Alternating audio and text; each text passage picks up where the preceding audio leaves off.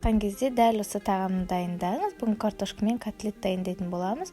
Овощтарымызды ашып, жуып, турап аламыз. Өзіңіздің қалаған овощтарыңызды қоссаңыз болады, және содан соң котлет дайындайтын боламыз. Овощтарыңызды өзіңіздің қалауыңыз бойынша турап аласыз. Содан соң котлетімізді дайындаймыз. Ең бірінші котлетімізге дәмдеуіштерімізді қосатын боламыз. Тұз, бұрыш, паприка, мінекей. Содан соң барлығын мұқият бір келкі болғанша араластырамыз.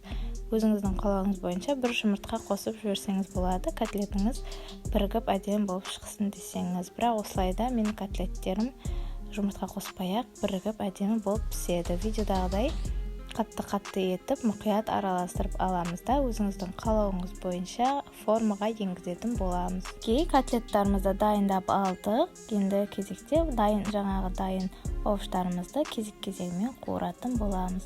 Қызып тұрған табамызға май құйып, ең бірінші жуамыз бен морковымызды әбден қып-қызыл болғанша қуырып аламыз. Қуырып болды деген кезде томат пастасын салып жіберсеңіз болады. Томат пастасын салып та кішкене қуырамыз. Содан соң жаңағы дайындап қойған котлетіміз бен картошкамызды кезек-кезегімен орналастыратын боламыз. Осылайша видеодағыдай картошкамызды салып шығамыз. Ең соңында үстіне котлеттерімізді қойып шығамыз.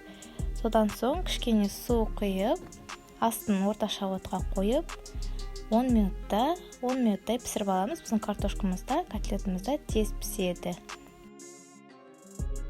Картошкамыз дайын болды. Міндетті түрде сізде жасап көріңіз. Сізге сөзсіз ұнайды, дәмі керемет болып шығады. Асыққан кезде дәл осылай жасасаңыз болады. Мінекей, егерде менің видеом ұнаған болса, арнама тіркеліп лайк басып кетуді ұмытпаңыз. Әр жұма сайын қолжетімді рецепттерді салатын боламын. Рахмет үлкен.